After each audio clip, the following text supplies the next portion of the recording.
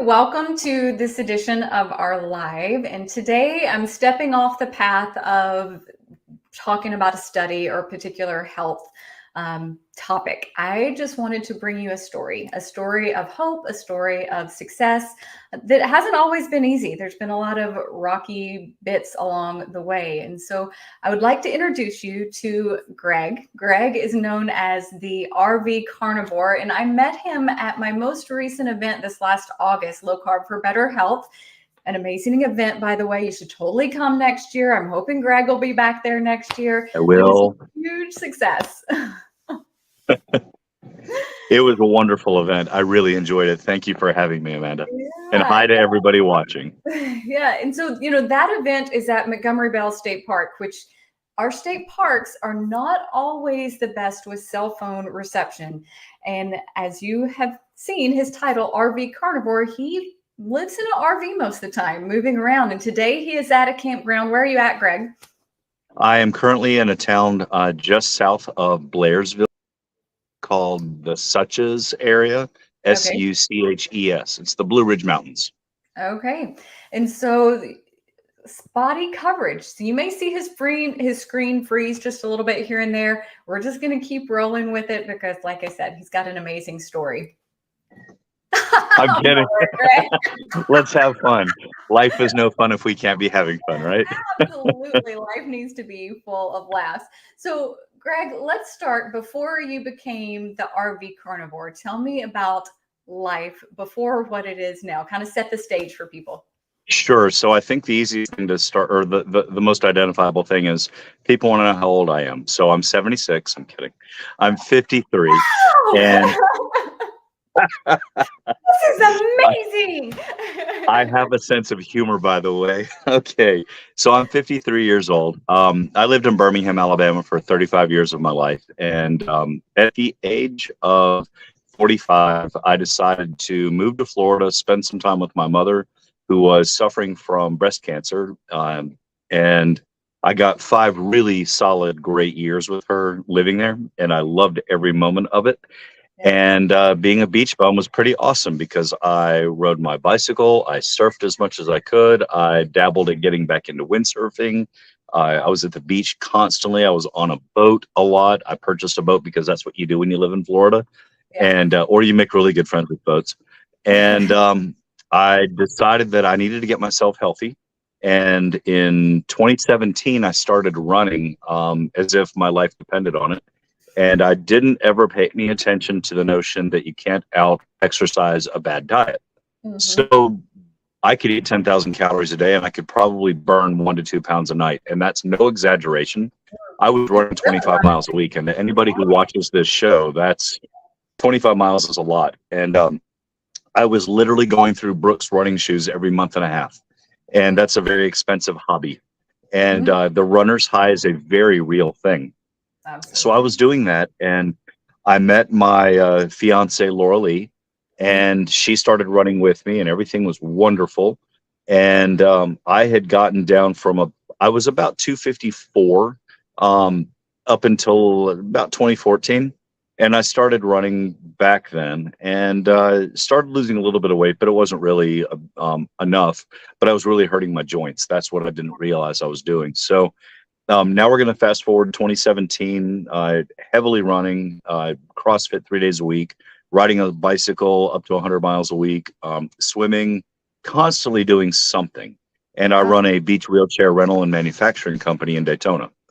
And as much as I loved all of that, I was hurting myself, not realizing it. So in about March or April of let's go to 2019. Yeah, 2019.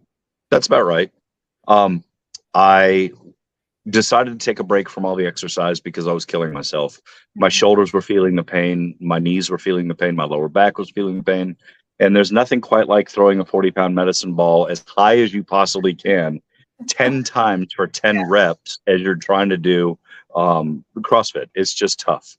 So I took a break. And while I was on that break, my to-be stepdaughter wanted me to sprint race her on the beach. And for those who have ever run on sand before, you know that that's very taxing on your muscles. Yeah. Well, I had been off the running circuit for a little over a month. I was out of the almost daily stretching routine.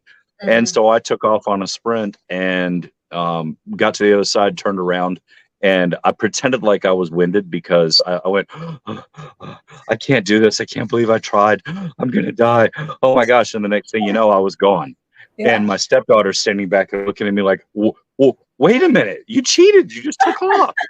So she sprinted after me. When I got to the end and turned around to take off again, I heard a very audible snap. And that audible snap turned out to be my gastric muscle in my right leg. And I hit the sand, and my wife jumped up, fiance jumped up, saw me. Is it loud, by the way? If so, I can go inside. No, you're good. Okay. And so she jumped up, came to me and said, what happened? I said, go get one of my beach wheelchairs out of the truck. Something's wrong with my leg. So she came back, and I thought I'd snapped my Achilles tendon, because that's what happens to people who are 49 years old. They tend to do that when they're not stretched out. And I couldn't move my foot without crying, and I almost blacked out. It hurt so bad. And so she rushed me to my friend who is a chiropractor, and James looked me over and he said, I got bad news for you, brother. We're about to have to put you in a cast, and you're going to be in a wheelchair, because while you didn't snap every part of the muscle, you stretched it. So I guess to make it, to try to give a visual, it looked like this when it was when it was normal. I stretched it to about right there. So these were not there anymore. Yeah. And he said, you can't move anymore. So there I was, confined to a wheelchair. And I gained about 20 to 30 pounds when I was at my 174. Matthew McConaughey, abs, body. I felt like a mean running machine, right? Oh. So now here I was gaining weight and getting really disgusted with myself. Interestingly, my mother-in-law had gotten my brother-in-law, Richie, on a ketogenic diet. And then they switched over to carnivore. And she said, hey, why don't you give this a shot? I'm doing it. And I said, sure, I'll do it with you.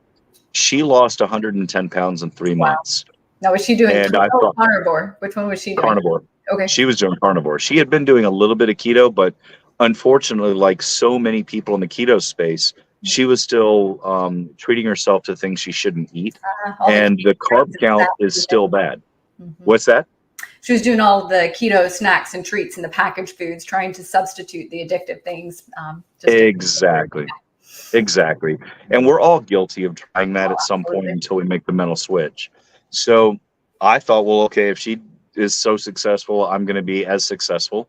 And I was. And it was December 2nd, I went to the doctor, said, hey, I've got a cold and I need to be able to fly on a unpressurized DC-3 from Fort Pierce, Florida to Marsh Harbor, Bahamas for a mission trip for my church. And the doctor said, you're not going on that trip, not without taking a steroid. And I said, I'm not taking steroids.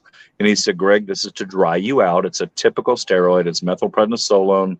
It's not going to hurt you. You just need to take this, and this will dry you out. If you don't take it, then the best you can do is take a boat to the Bahamas, because you're not flying. You're not going to 8,000 feet unpressurized, because your head will explode. And I said, all right, well, then I guess I'll have to do it, because God had a calling for me to go.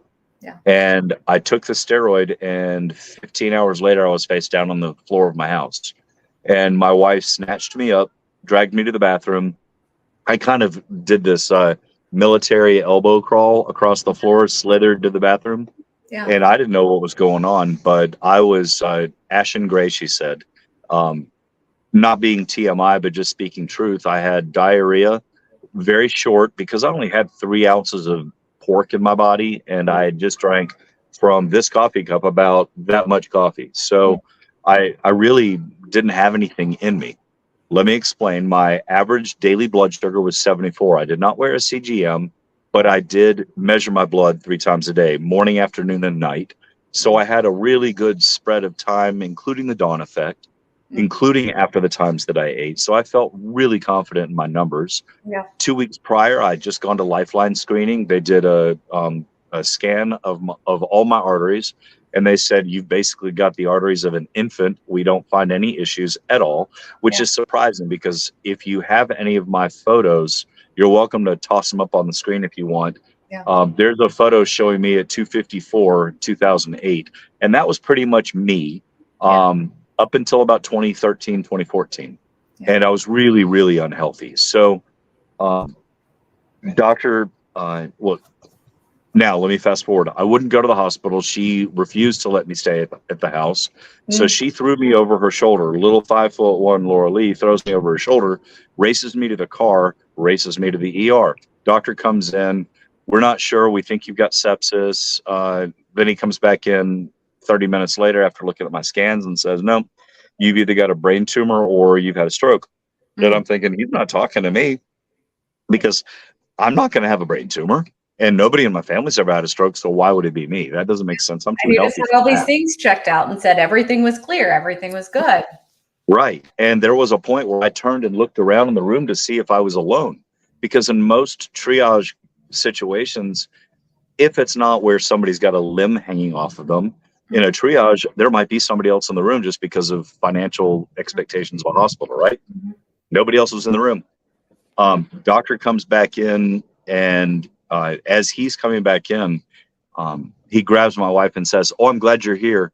He's either got a tumor or he's had a stroke." And she was out of the room when he first said this to me. So I thought, well, how am I going to break it to her? And he broke it to her.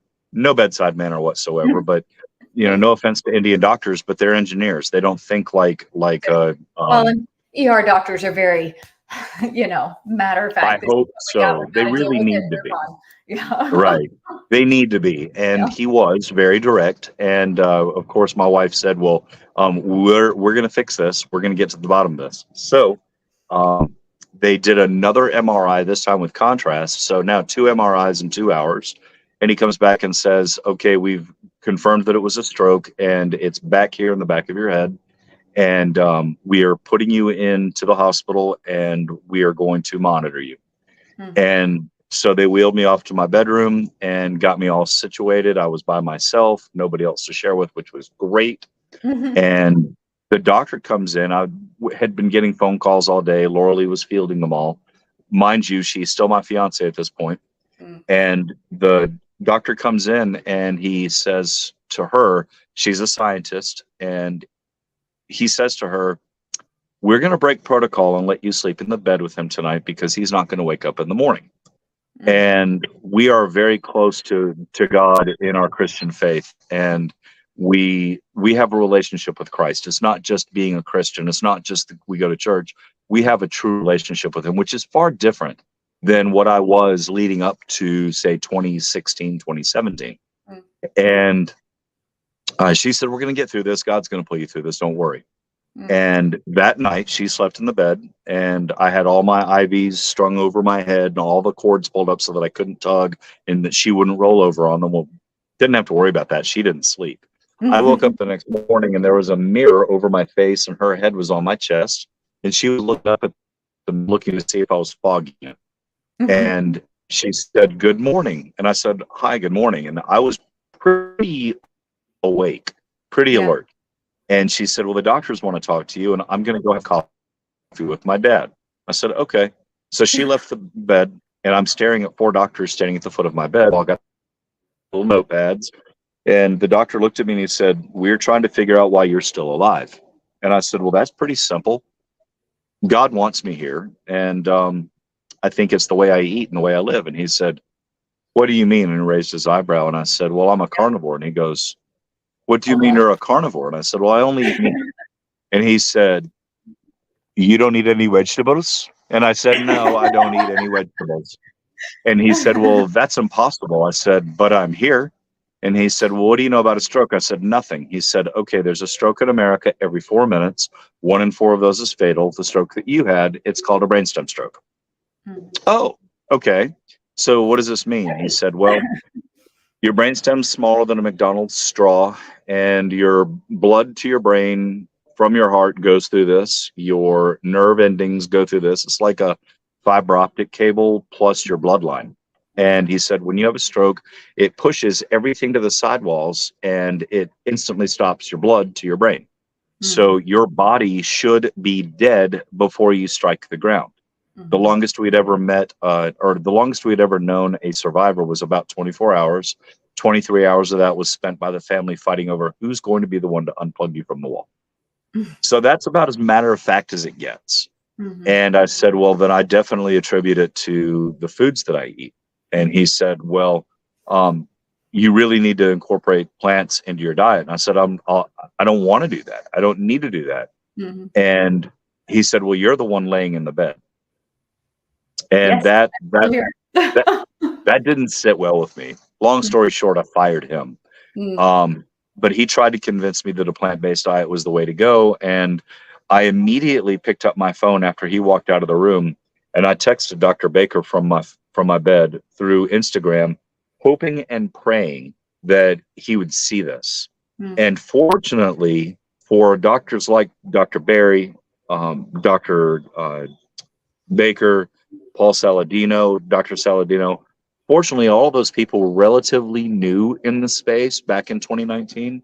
So I was able to get through to them, where today it's a lot more difficult. And he responded right away and said, the carnivore diet's what probably saved your life, because your sugar levels were so low. And I tried telling that to my wife. She didn't believe it. And so the idea was, or the concept was, well, we probably don't need to do the carnivore lifestyle anymore. And of course, the hospital is trying to shove sugar down my body, and I didn't want it. I was supposed to have Ensure. They wanted me to, I mean, you've seen the menus at these hospitals. Everything is nothing but sugar, starches, carbs. And yeah, sugar will keep you alive, and it will also keep you very unhealthy. And you can pour gasoline on a fire and keep the fire alive until the gasoline burns out. So here I was struggling with, how do I eat the way I like to eat laying in a hospital bed? And Laura Lee worked really hard with the I guess the kitchen, not a dietitian, to try to get that straightened out. So we did really well, and she took really good care of me for that. So interestingly, I don't recall having any cravings for sugar when I was laying in the bed. I think I was so fat adapted at the time that I just didn't need it. So so do you attribute the stroke to the steroid use, to the dose of that? I do.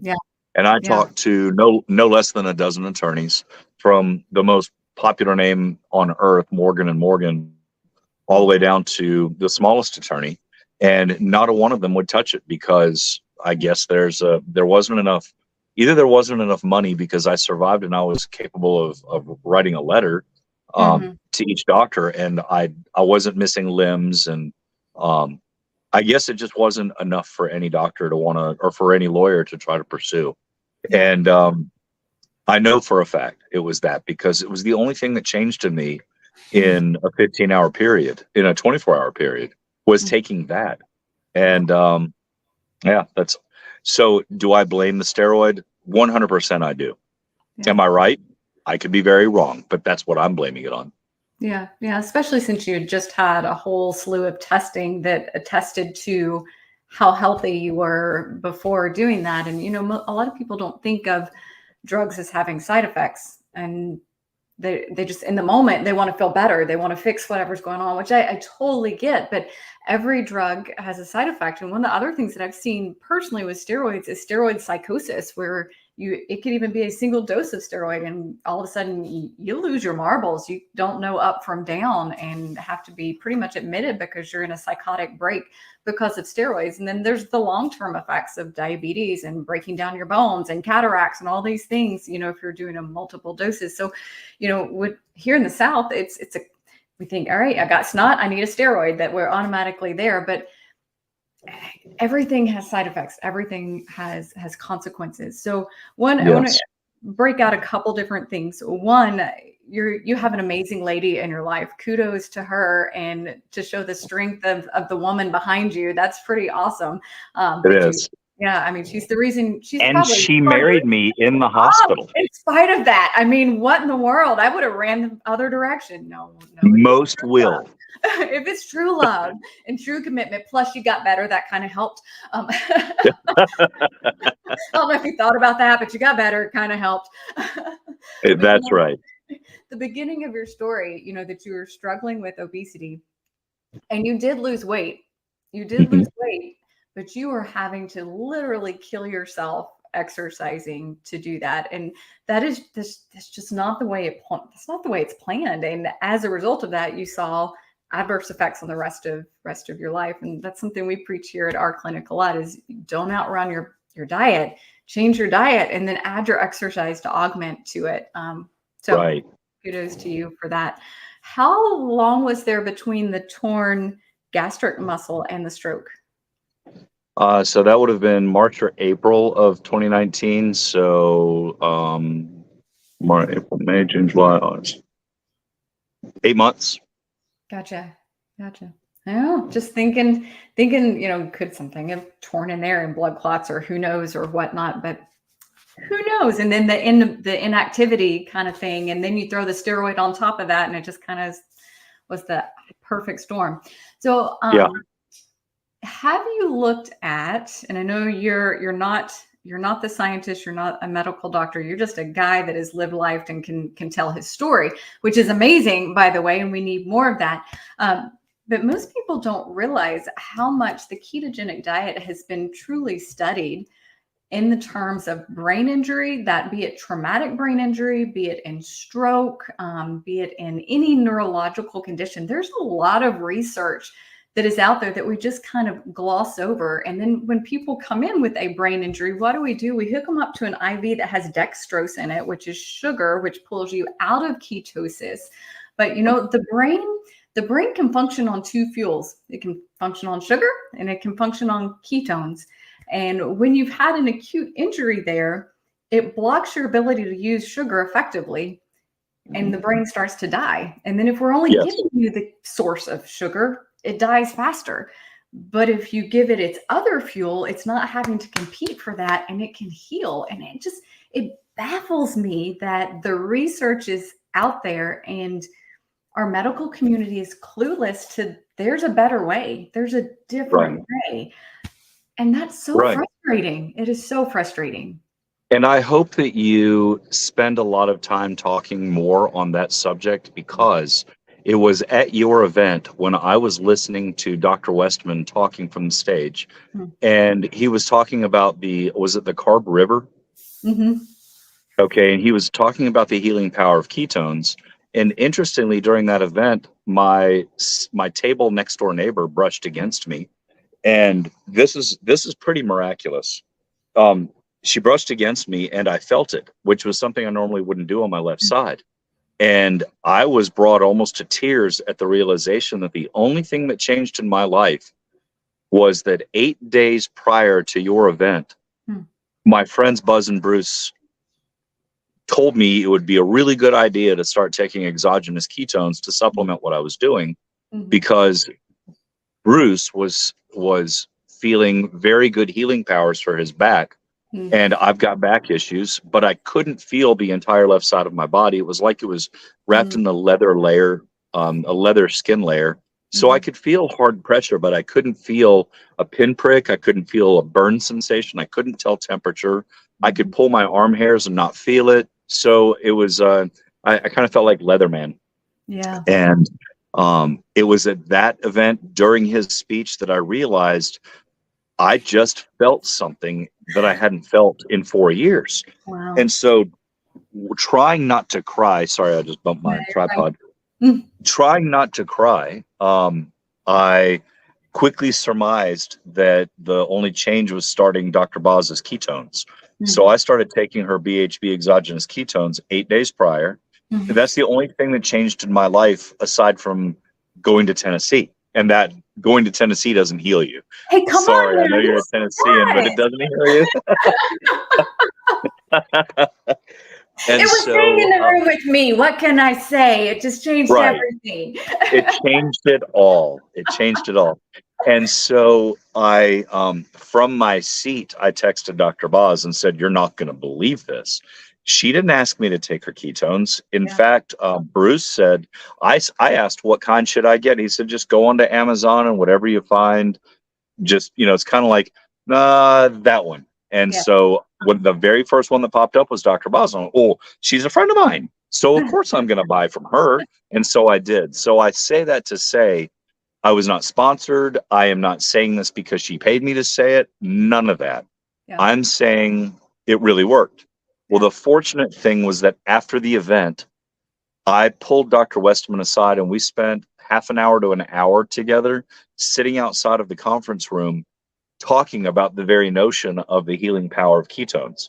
And he wants me to start a Facebook group that I still haven't done because among all the other things that I do, I have to manage a Facebook page of people who have survived traumatic brain injuries, strokes, Parkinson's, any other event that's neurological, that ketones were involved and that ketones perhaps healed us.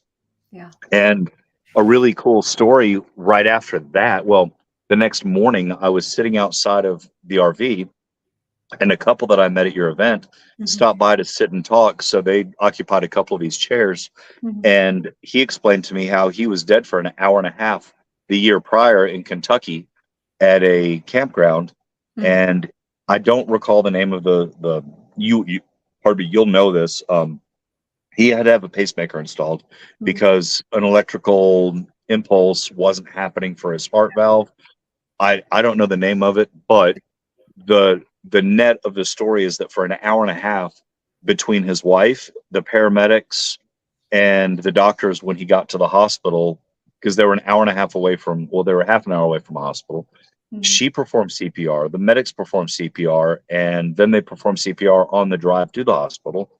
And he woke up several days later as if nothing ever happened. They had installed a pacemaker and he was off of a breathing machine.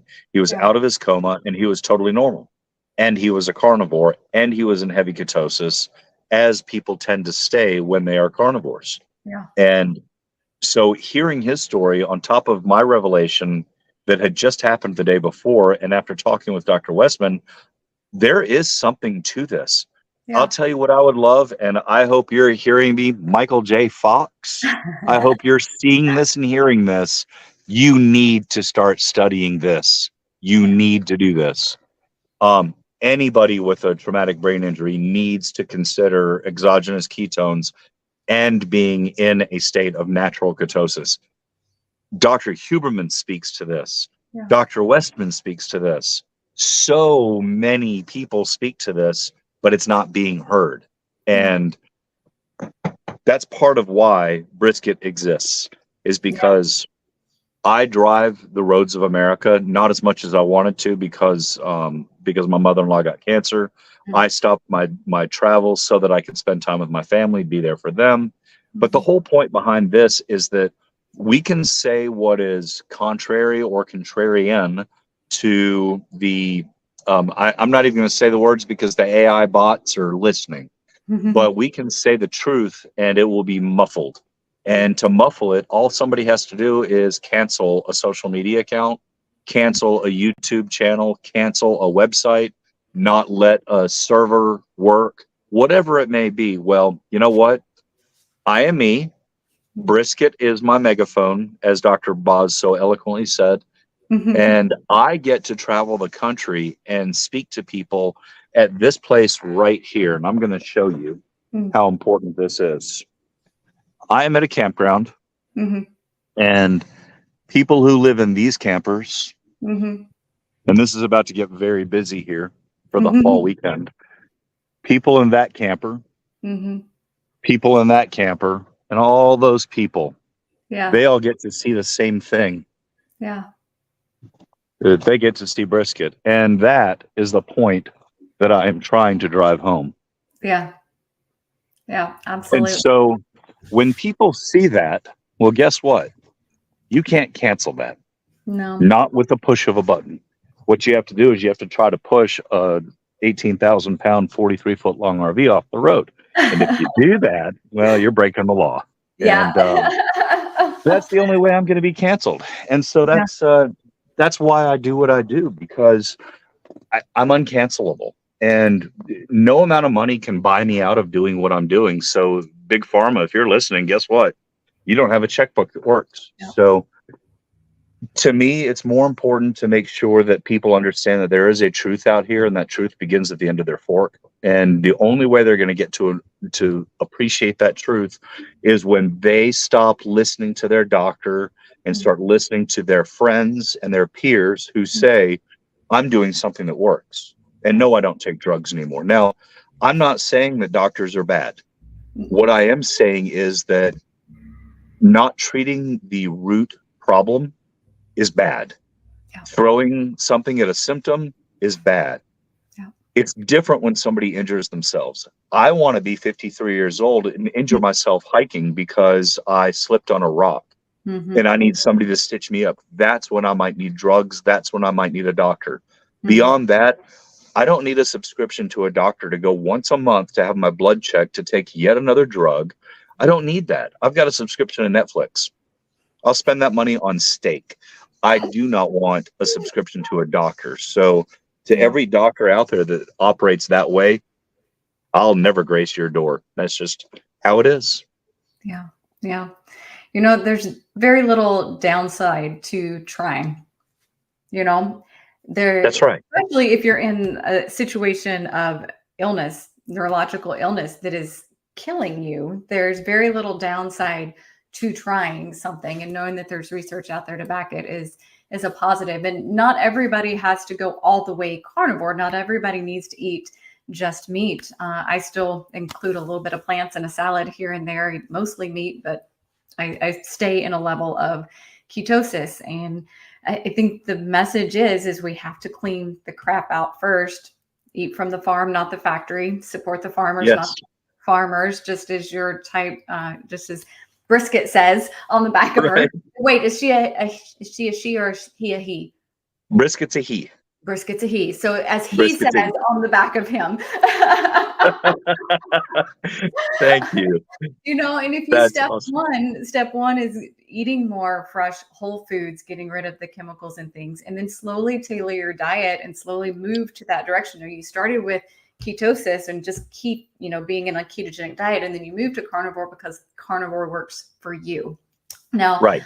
One last thing that I want us to kind of touch on, and I get a lot of pushback from my clients, and I think you can speak to this, is it's too hard to just eat that way. I personally think it's too hard to live the way instead of eating that way. It's much easier to eat that way than it is to live the way that you're living in. It's too expensive. It's too inconvenient. But I would like, what I find is, and you probably find it too, it's easier. Once you adjust, it's easier. It is also cheaper in a way after you've adjusted and got it down. So just speak to that mindset of it's too much time to prep, it costs too much, and it's too difficult to do this. I mean, you travel everywhere. The easiest way for me to respond to that is to say, the only way you're ever going to know what's more expensive is when you get to the finish line and you're laying in a hospital bed, wishing you had all those years to go back and make the sacrifices necessary so that you could live a longer life. You're not getting older, you are getting sicker. And the moment you realize that, everything can change in your life. I have always said that our world lacks sacrifice. America, for sure, lacks sacrifice. Yeah. And we didn't really even appreciate sacrifice when we were going through it, unless we got through it successfully because we made a good, honest sacrifice. And to speak to the ease is the simplest thing for me to speak to right now.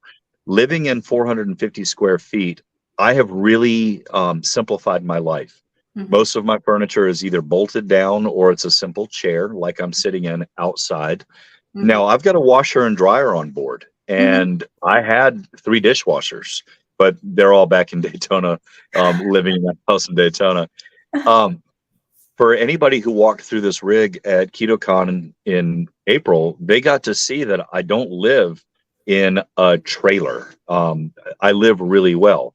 Well, I have a full-size home refrigerator, GE refrigerator, and it's got a freezer full of meat, and it's got a refrigerator full of meat, eggs, bacon, and water, because I drink that. And when I say simple, I prefer the simple life that I don't have to cut grass, I don't have to blow leaves, and I don't have to worry about making this huge meal prep. I think it's kind of funny that anybody out there who owns an RV, you've probably heard this before, people go shopping for an RV, and oftentimes the wife is going to look at the oven and go, but can you cook a turkey in it? I say to that, once a year, you want to cook a turkey and you're worried about whether or not your RV can do it. How about just run down to the store and buy a pre-cooked one, go to Cracker Barrel and buy one, or just eat something else. Oh my God. Nobody really likes turkey anyway. Eat a steak. Right. Eat a steak. Turkey's too lean. So anyways, the ease and simplicity that comes for me is this right here. Those would be my grill. That's my grill and my griddle. And that's where I spend the majority of my cooking. In fact, I used the griddle this morning to make my breakfast. I used the grill last night to cook my steak. And it's really simple ingredients. And I was overeating. I was eating way too much steak. So now I'm cutting my portions of steak down significantly. In fact, so significantly that I went from about 450 to 500 grams of steak a day, which was steak and fat, to 180 grams of steak and fat, and then eating a stick of butter, and then eating bacon because it's got a much higher fat content. So I just made that change 3 days ago. I started that change. I also started going to the gym yesterday. Yay, getting back into exercising. I finally get to do it again. So now let me speak to another side of the simplicity. When you walk into a grocery store, and this is a very common thread, is that if you shop the outsides of the aisles, you're in a better place. Well, there's a reason for that. I used to be in the grocery business. And the reason for that is that it's cheaper to run the coolant lines and the power to the cold boxes that are on those outsides. And they're also the perishable ones that need the most restocking. So it's more efficient from a return on investment to have a truck back up to a loading dock, unload and go directly to a cold box where the perishables need to be kept cold, right? That's why all the good stuff's on the outside, because it's not full of preservatives. And at least that's how it used to be. That's changed. Once they figured out how to get freezers in the center of the store, now you have to pass by the 4,000 or 5,000 plus items that their first ingredient sugar, their second ingredient is some form of a nasty seed oil. Once you realize that the reason why they're asking you to do that is because those are the things that were the least harmful to your body, but they were the ones that would die the quickest. They would go bad the quickest. There was a method, or there's a reason for that. And I like to tell people that I don't care what you eat. I don't care if you're a vegetarian, a vegan, a carnivore, a selectitarian, a pescatarian, a do-what-you-want-tarian. Stop eating seed oil, stop eating carbs, stop eating the natural sugars that are so bioavailable that you don't need. Paul Saladino, I love you, man, but you also surf and you burn 300 calories an hour just being in the water, like anybody in the water would. You are also a highly active and highly fit man who can out-exercise eating carbs. I don't believe in eating the carbs. I know what they do to my body, and I know what they do to other people's bodies. And I know what they don't do to people like him because he's so active. There's a lot of people out there who don't have that life. Not a slam against Paul Saladino, but I am saying that there is a very logical reason why. And yeah, we can say people can walk through the woods and get berries and all that stuff. Yeah, that's true. Can people tolerate it? Yeah, probably. But there's also downsides to that. I know the personal downsides. Other people probably have the same to talk about. So going back to the grocery store, when you walk into a grocery store as a carnivore, your shopping list is so small, but it's got the best things on it. So you may only have 3 or 4 lines on your shopping list. Heavy whipping cream, if you can drink it. Coffee, if you drink that. Eggs, butter, and steak, or some other form of meat, fish, whatever it may be. But we're not looking at the ingredient list on a box of something that says keto and going, well, I wonder if I can have maltodextrin. No, you shouldn't. You I can't. wonder if I can have palm oil. No, you probably shouldn't. It's real simple. You Yeah. pick up a package of beef. This blew me away, and I learned this from Nisha Berry. Pick up a box of steakums. To Mhm. me, that was the trash meat, right? Pick up. What are the ingredients? You know what it says? Beep. Beef. I'm That's like, it. well, okay, that's it? That's crazy. So Mhm. it is extremely simple. Mhm. And let's talk about the expense. Ground beef you can get for about $3.99 a pound, depending on what you buy. And 1 pound of ground beef will get you through 2 solid days of eating if you eat 8 ounces of ground beef a day. Mhm. Don't pour out the fat. If you're buying 80/20, there's a reason why you're buying 80/20. It's for the fat. If Mhm. you strain it, you just lost all that. Why? That's what you need. So Mhm. figure out a way to blend your ground beef with some eggs, get Mhm. some protein, get the fat, maybe throw some bacon bits in there. Cook Mhm. your own bacon and chop up and put it in there. And if you can tolerate cheese, more power to you. Put that in there. There are Yeah. so many ways that you can enjoy ground beef, and it's inexpensive. Yeah. Second to that, the most kept secret in the beef world, between the 6th and 12th ribs is where you'll find the ribeye. But Mhm. there's a little secret. At the 5th rib, there's the chuck eye. And the Mhm. chuck eye is the very end of the chuck. And the reason why it's called the chuck eye is because it's near the rib eye. So the chuck eye, there's Uh-huh. usually only two on any cow, Uh-huh. and a chuck eye is typically going to be less than half the cost of a ribeye. Oh, wow. Tenderness is there. Oh my gosh, yes. There is Oh, yeah. a what is it? Striplings in Perry, Georgia, their general store, $6.99 a pound. Mhm. And their chuck eye tastes as good, if not better, than a ribeye. All I can say is try it for yourself. Yeah. Um, go to your local butcher, go to whether that's at a Winn-Dixie or an Albertsons or wherever you shop, go to the butcher and specifically ask for chuck eye. A smart butcher is going to know that you're a smart buyer Yeah. and they know that you're buying on value. Yeah. So back in the day when I first started this, I think I could get ribeye for $6.99 a pound, and when it was on sale, it was $3.99 a pound. Mhm. So that just kind of goes to show where everything changed. But I digress. $3.99 for a pound of ground beef, or $5.69 for a 9.26-ounce bag of Doritos. The Doritos you can eat in one sitting. It will not sustain you, and you'll be looking for something else to eat in an hour. The Absolutely. Doritos just cost you more than almost twice of what you just spent for ground beef, and the calories are horrible, and the processed ingredients are horrible. So, Mhm. not for 1 second will I listen to somebody tell me that eating carnivore is expensive. Yeah. It is not. Yeah. How many people watching this right now? I can't see you, but raise your hand if you threw away any vegetable products in the last week. Keep your hand up if you threw it away in the last 3 days. Keep your hand up if you did it in the last 24 hours. I Uh-huh. threw away $2 worth of avocados. You know how many avocados that was? Oh, yeah. I threw away $2. I mean, if I put that into terms of hamburger meat, I threw away 2/3 of a package of hamburgers.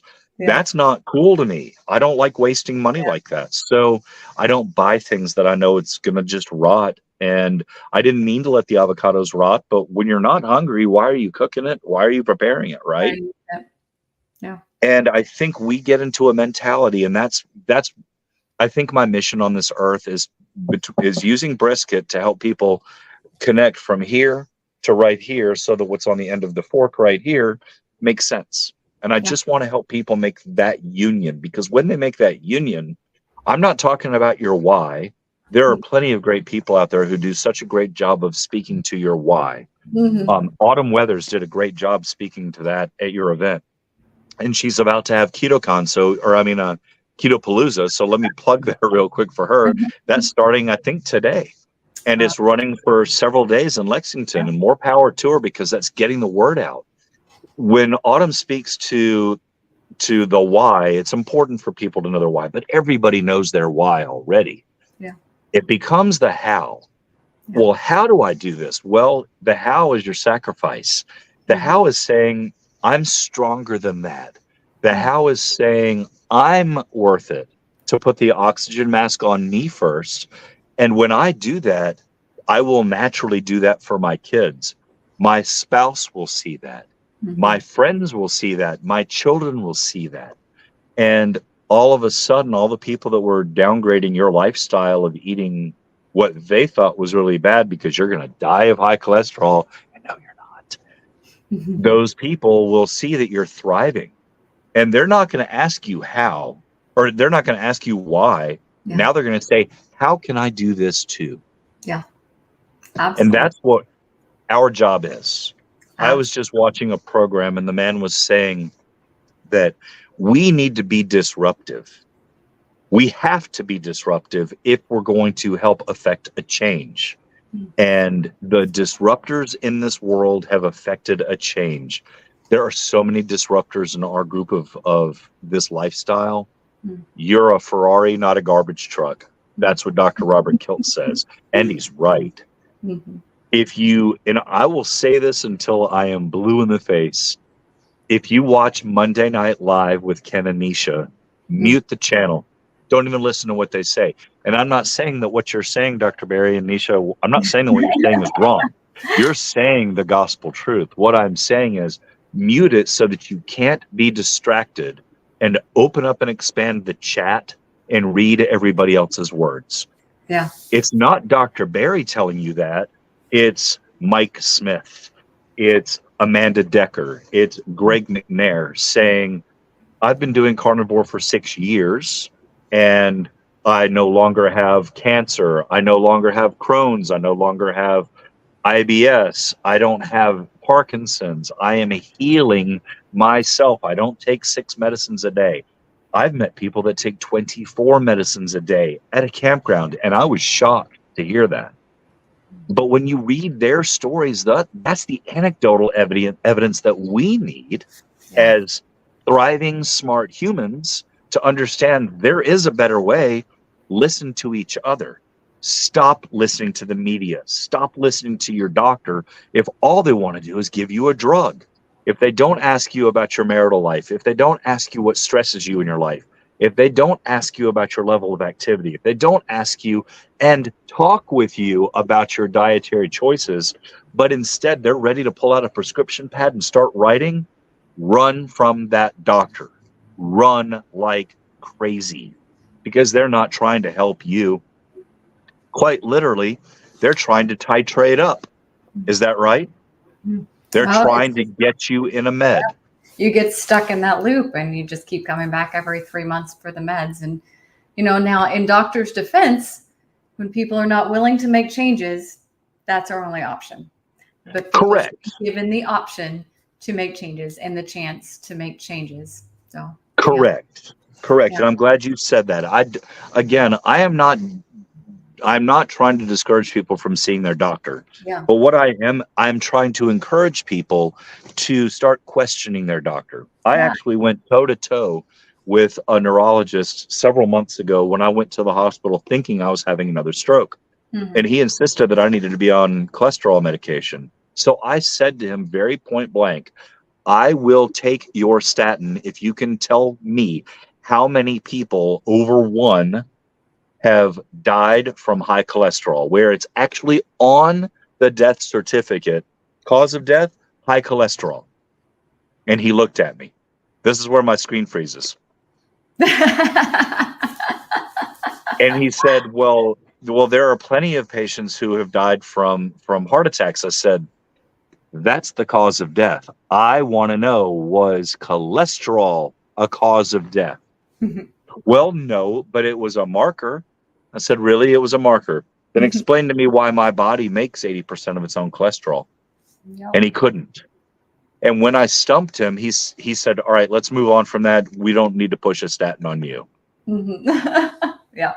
Isn't it funny when you just decide you're going to question somebody? You go to your mechanic and say, my car's making this horrible noise. Oh, well, Amanda, you need a new engine.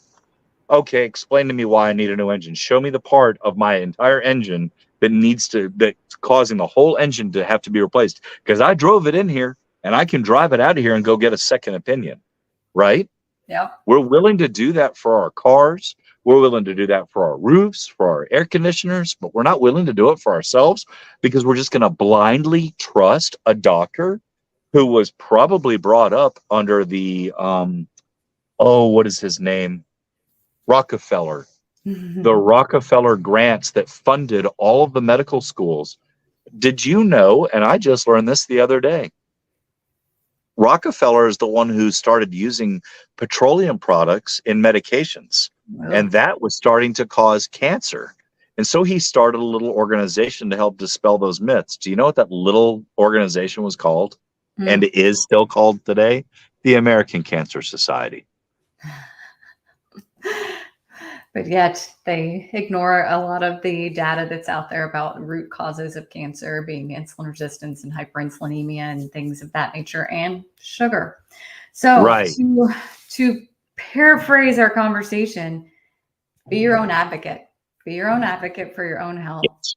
Do your own self-exploration. If you have not tried a carbohydrate restricted diet, ketogenic diet, carnivore diet, anywhere along the spectrum, whole foods diet to start with, you should. And at the end of the day, while we're not saying that ketogenic diets and carnivore diets are going to cure every ailment that you have, there is hope. There is hope that they can. There is a better way, and it's at least worth a try, because until you try it, you don't know. You don't know if it's going to work for you and it's going to cure you. So, Greg, what do you have to lose? Try it. We challenge you to try it. Awesome. And the last wrap up is people should follow you. So I know you're on Instagram. Where else can people find you under the RV Carnivore? So the RV Carnivore it's the @ the RV Carnivore on YouTube, Facebook, and Instagram.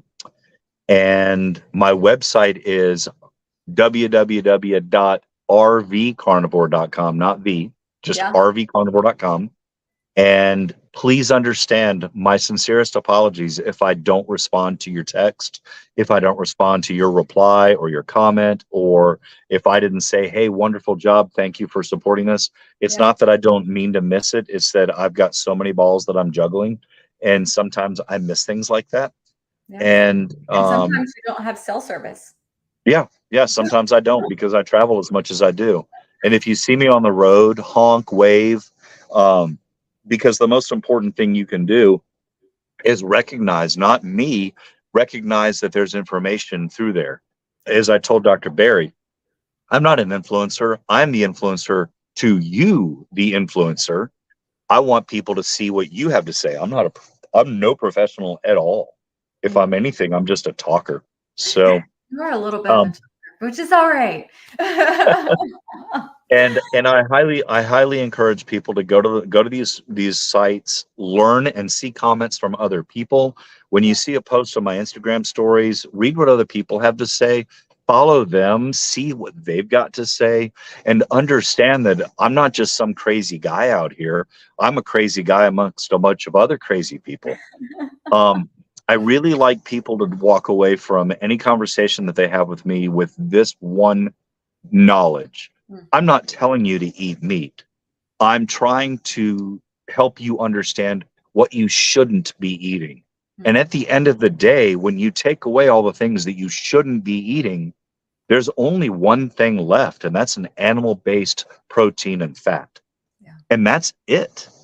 And if you don't believe me, then why are 84% of vegans going back to eating animal plants and proteins? You can be a vegan and eat the worst processed crud you could ever put in your body, and you're starving your brain of very necessary fat, because we're an animal and it's made of fat. Animal fat, duh, eat animal fat. It's what you do. Drink electrolyte water. It's what you do. Your body is 70% water. No, it's 70% with about a third of that salt water. So why are you depleting that? So at the end of the day, I just want people to recognize what they're eating and make the conscious decision. If you know it's bad for you, why are you still doing it? You probably don't do OxyContin. You probably don't do meth. You probably don't snort cocaine. You probably don't drink a bottle of vodka a night. So why are you doing this? kind of how I feel. And I want you to see something.